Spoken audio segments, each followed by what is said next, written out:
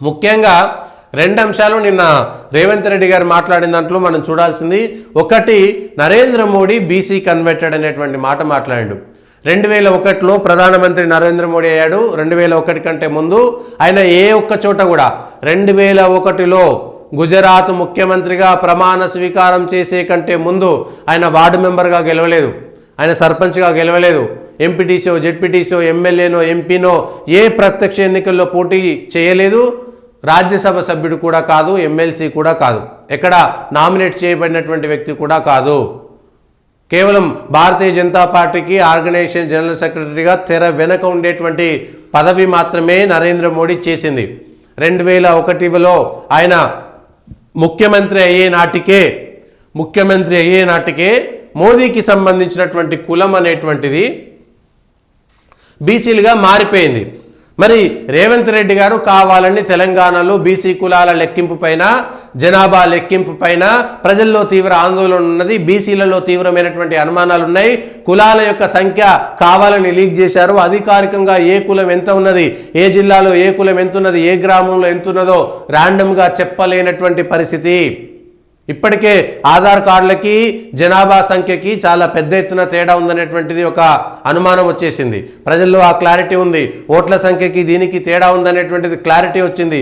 కాబట్టి ఆ కులాల లెక్క అనేటువంటిది గందరగోళంగా ఉండడంతో ఇప్పుడు నరేంద్ర మోడీని, బీజేపీని, బీసీ ఈ అంశాలన్నింటినీ తీసుకొచ్చి ఎక్కడైతే బీసీలలో కాంగ్రెస్ పైన, సర్కార్ పైన వ్యతిరేకత వస్తుందని లేని అంశాన్ని ఒకటి తీసుకొచ్చారు. ఈ అంశంలో గతంలో రాహుల్ గాంధీ కూడా పప్పులో కాలేశారు.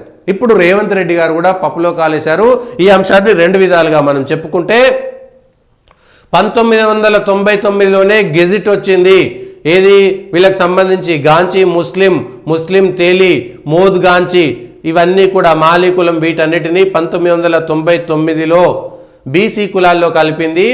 99లో నరేంద్ర మోడీ ఎంపీ కాదు, ఎమ్మెల్యే కాదు, ఆయన ముఖ్యమంత్రి కాలేడు. 2001లో ముఖ్యమంత్రి. ఇదంతా ఎప్పుడొచ్చింది? కేంద్రం గెజిట్ ఇచ్చింది 99లా. 94లో కాంగ్రెస్ సర్కారు ఉన్నప్పుడు, గుజరాత్లో కాంగ్రెస్ సర్కారు ఉన్నప్పుడు నరేంద్ర మోడీ కులాన్ని బీసీలలో కలిపారు, తేలీ కులానికి సంబంధించినటువంటి వాళ్ళందరినీ కూడా. ఇది కాంగ్రెస్ సర్కారు చేసినటువంటిది. 99లో ఇది గెజిట్ వచ్చింది. 1999లో గెజిట్ వచ్చింది. అక్టోబర్ 27, 1999లా. 94లో పంపిన దాన్ని అక్టోబర్లో ఓకే చేశారు. అప్పుడు కేంద్రంలో బీజేపీ ఉన్నది, కానీ రాష్ట్ర ప్రభుత్వం లేదు కదా. రాష్ట్ర ప్రభుత్వం 94లో కదా వీళ్ళ కులాన్ని బీసీగా గుర్తించాలన్నది. అది కాంగ్రెస్ కదా చేసింది. మరి కాంగ్రెస్ చేసిన దాన్ని బీజేపీ పోనీ 2099లో నరేంద్ర మోడీ అధికారంలో లేడు, ఆయన రాజకీయాల్లోనే లేడు, అసలు ఆయన ఎమ్మెల్యే పోటీ చేస్తాడో ముఖ్యమంత్రి అవుతాడు అనేది దేవుడికి తప్ప ఇంకెవరికి తెలియదు. అద్వానీకో, వాజ్పేయికో, మోడీకో ఎవరికి తెలియదు ఆయన భవిష్యత్తులో ముఖ్యమంత్రి అవుతాడనేటువంటి ఆలోచన ఆయనకు ఎన్నడూ లేదు. ఆయన బీసీ అవ్వడం కోసం, లేదా ఆయన ముఖ్యమంత్రి అయిన తర్వాత ఆయన కులం బీసీ చేసుకున్నాడు అనేటువంటి మాట కావాలని తప్పుదోవ పట్టించినట్టే కదా ప్రజల్ని. ఇంకో ఇది ఎందుకు కాంగ్రెస్ పార్టీ ఇట్లనే తప్పులు చేసి గంగా జమున ఏదో సామెత చెప్పాడు ఎవరు, గులాం నబీ ఆజాద్, గంగా ఎక్కడా గానుగా తేలి ఎక్కడా అని మోడీ కులాన్ని అవమానించాడు ప్రధానిగా ఆయనను భారతీయ జనతా పార్టీ ప్రకటించిన సందర్భంలో సామెత, ఉర్దూలో చెప్పిన సామెత నాకు అంత ఐడియా లేదు, కానీ తెలుగులో అర్థం మాత్రం అదే. గంగా లాంటి కులాలు ఎక్కడా, గంగా తేలి ఎక్కడా అనేటువంటి విధంగా మోడీ కులాన్ని గులాం నబీ ఆజాద్ అవమానించాడు.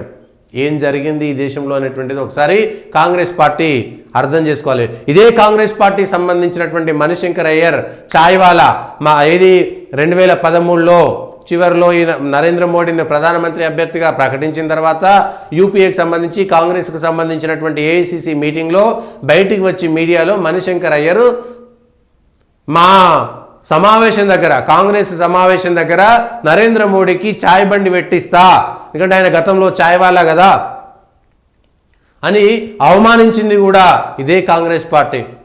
అవమానానికి ఏదో వెనకట మన దగ్గర సామెత ఉంటే చూసిరా, నవ్విన చోటనే నవ్వితే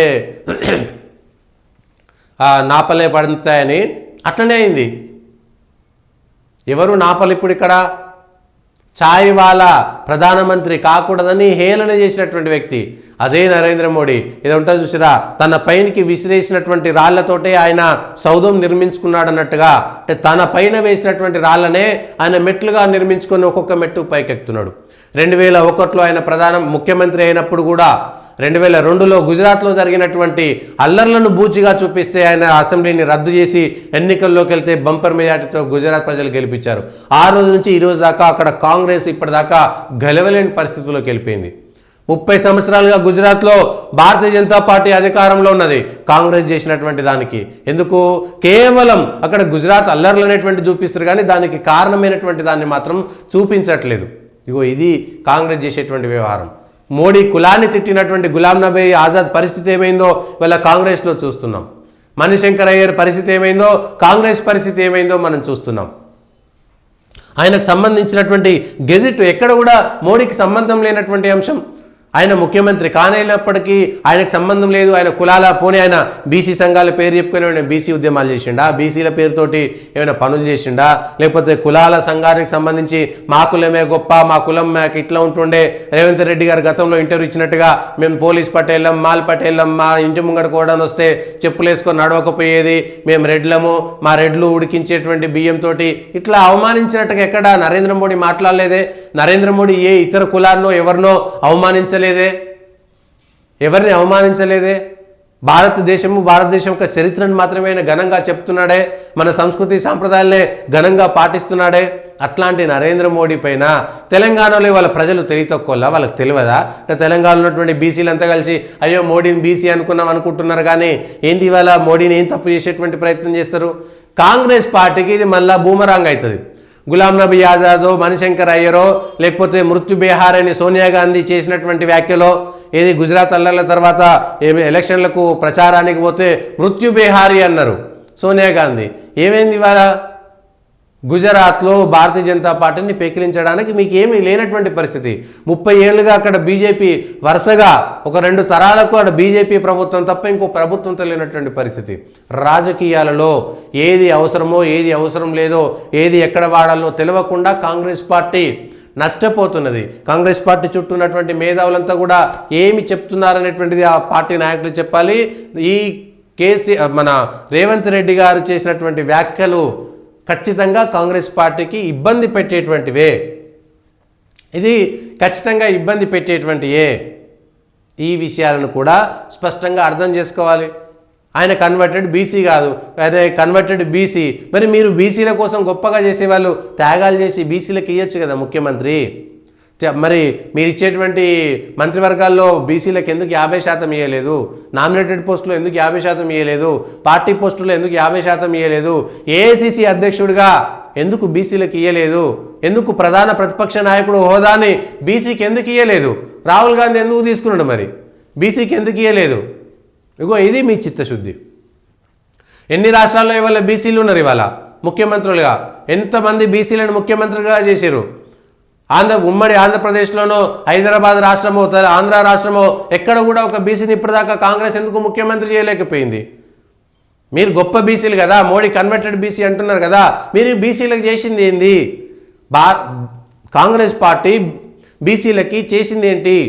రాజకీయంగా చేసింది ఏంటి? ఆర్థికంగా చేసింది ఏంది? బీసీలకు ప్రత్యేకంగా చేసింది ఏంది? చెయ్యకపోగా రాజ్యాంగ వ్యతిరేకంగా ముస్లింలను బీసీల్లో కలిపి బీసీల పొట్టగొట్టింది కాంగ్రెస్ పార్టీ. బీసీలను పొట్టగొట్టింది కాంగ్రెస్ పార్టీ. బీసీలకు అన్యాయం చేసింది కాంగ్రెస్ పార్టీ.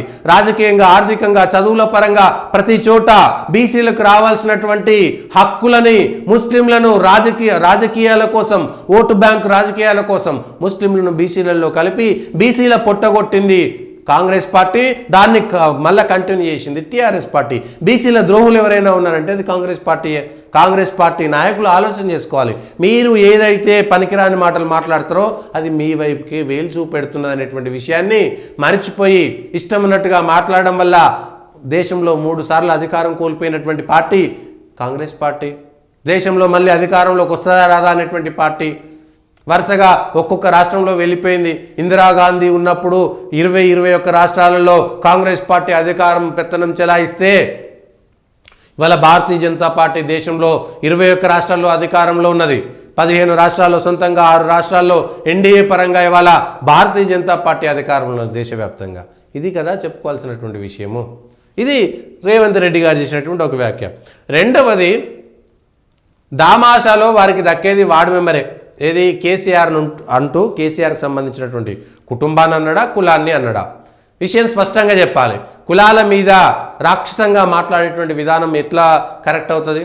ఒకవేళ వెలమల సంఖ్య తక్కువనే ఉండొచ్చు, జనాభా దామాషా ప్రకారం వాళ్ళకి తక్కువనే రావచ్చు. మరి కాంగ్రెస్ పార్టీలో జనాభా దామాషా ప్రకారము వెలమలకి ఎన్ని స్థానాలు ఇవ్వాలి, మీరు ఎన్ని ఇచ్చారు?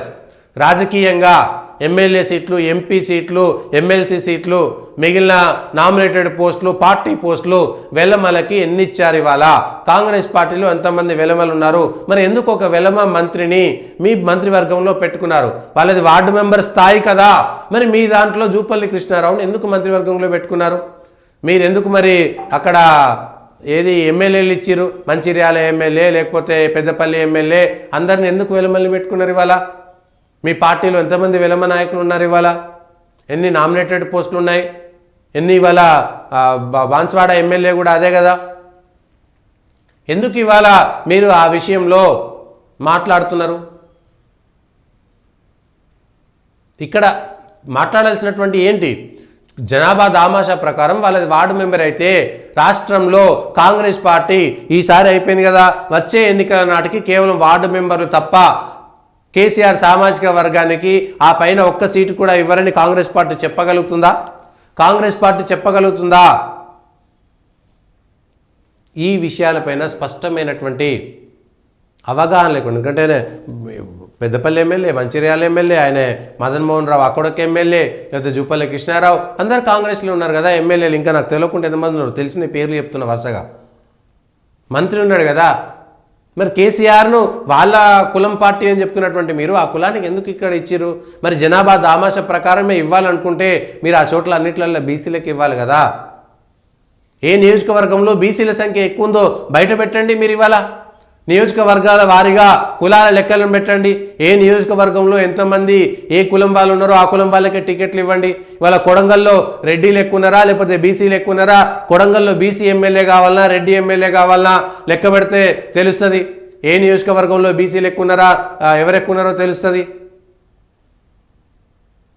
రెండు, ఇట్లా మాట్లాడడం వల్ల అందులో ముఖ్యమంత్రి స్థాయిలో ఉన్నప్పుడు కాంగ్రెస్ నాయకులు దయచేసి విమర్శగానే మాత్రం చూడండి, కానీ దీన్ని రాజకీయంలో ఉండి